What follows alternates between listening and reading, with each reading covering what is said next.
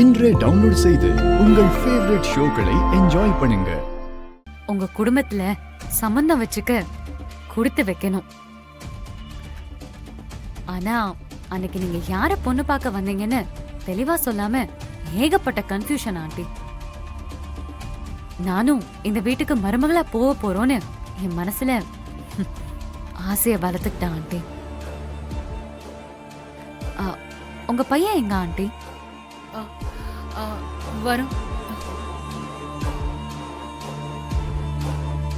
வணக்கம்ப்பா. வாங்க தம்பி. வருண் மாதிரி ஒரு மாப்பிள்ள, உங்கள மாதிரி ஒரு அழகான குடும்பம் கிடைச்சா எந்த பொண்ணுதான் விட்டுருவா? அதனால நான் ஒரு முடிவு பண்ணிட்டேன் ஆண்டி. எனக்கு இந்த கல்யாணம் வேண்டாம் ஆண்டி.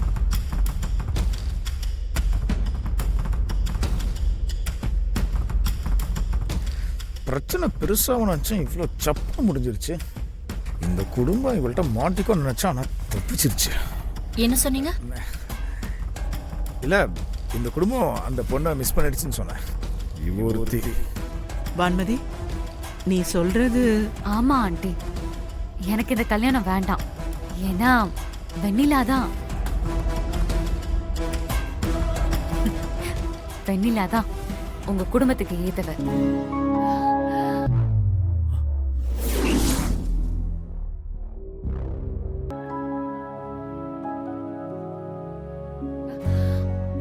அப்பா அம்மா சொன்னதை யோசிச்சேன். உங்களுக்கும் வெண்ணிலாவை தான் ரொம்ப பிடிச்சிருக்கு. அதான் என் ஒருத்தி சந்தோஷத்தை விட உங்க எல்லாரோட சந்தோஷத்தையும் ஏன் கிடைக்கணும்னு என் மனச மாத்திக்கிட்டேன். வருண், வெண்ணிலா கல்யாணத்துக்கு என் முழு சம்மதம்.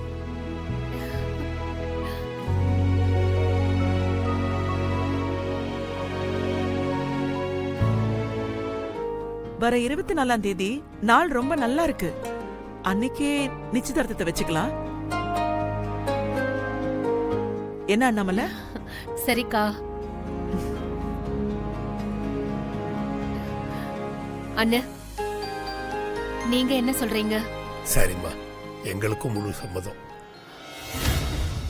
நான் வெண்ணிலா கிட்ட கொஞ்சம் தனியா பேசணும்.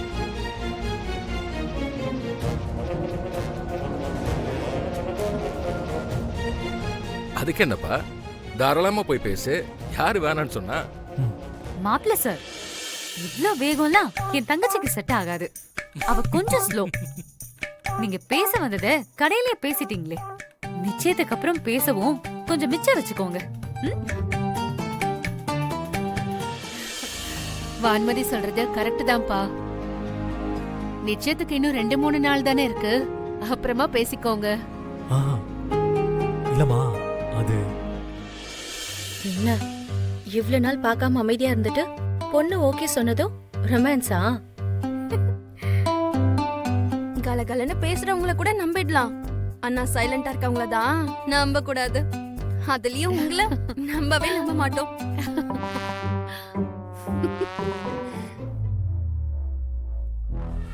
உன் வீட்ல இருக்கிறவங்களுக்கு உங்க அம்மாவுக்கு கொடுக்குற இம்பார்ட்டன்ஸ எனக்கு கொடுக்க மாட்டேங்கிற. அப்ப என்ன லவ் பண்ற மாதிரி நடிக்கிறியா? ஐயோ சாரா, அப்படியெல்லாம் இல்ல. நானும் உன்னை உண்மையா தான் லவ் பண்றேன். நடக்கிறதெல்லாம் நமக்கு சாதகமா இருக்கும்னு நினைச்சேன். ஆனா இப்படி நடக்கும் நான் எதிர்பார்க்கல. எனக்கு கொஞ்சம் டைம் கொடு. எப்படியாவது இந்த நிச்சயத்தை நானே நிறுத்திடுறேன். எப்படி நிறுத்துவ வரும்?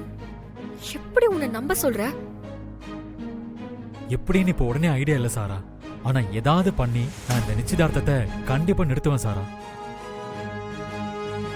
இங்க பாரு வருண், நீ அந்த வெண்ணிலா கிட்ட பேசுவியோ இல்ல உங்க அம்மா கிட்ட பேசுவியோல எனக்கு தெரியாது. ஆனா நிச்சயமா இந்த நிச்சயம் நடக்க கூடாது.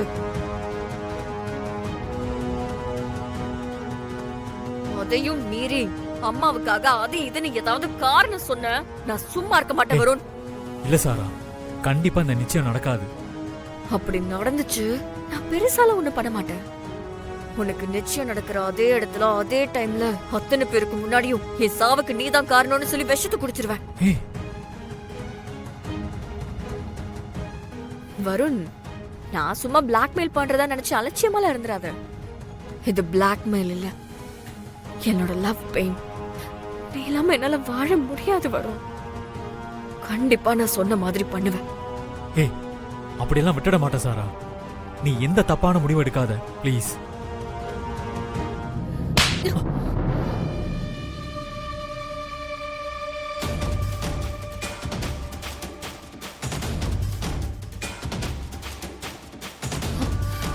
என்னடா இது?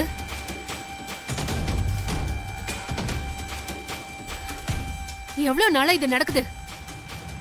உன் மேல நான் எவ்வளவு நம்பிக்கை வச்சிருந்தேன். அந்த நம்பிக்கையை போட்டு உடைச்சிட்டியே. அம்மா, சீ, பேசாதடா. இனிமே உன் வாயால என்ன அம்மான்னு கூப்பிடாத. என் பிள்ளையா இருந்திருந்தா இப்படி ஒரு காரியத்தை பண்ணிருப்பியா? இவ்வளவு லவ் பண்ணதா நீ நியூயார்க் போனியா?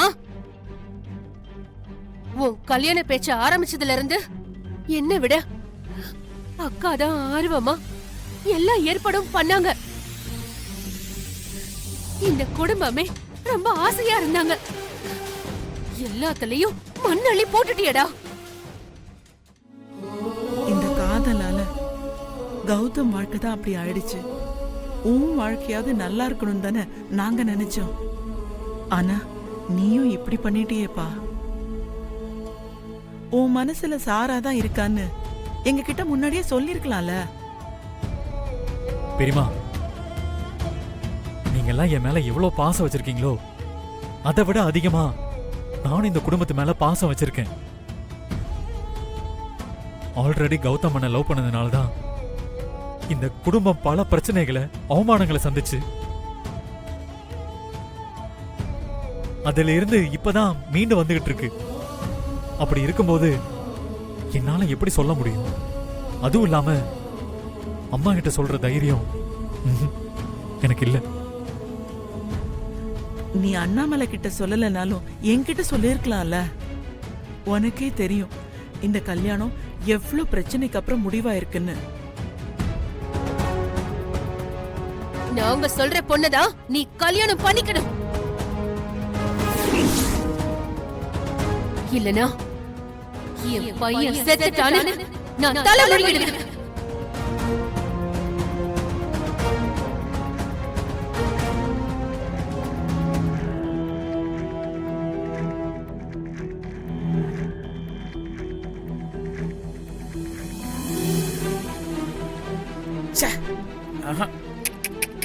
இது அந்த அளவுக்கு இன்ட்ரெஸ்டிங்கா இல்லையே. வருண் இவ்வளோ பெரிய விஷயம் பண்ணியிருக்கான். 4 செவத்துக்குள்ள முடிஞ்சா நல்லா இருக்கும்.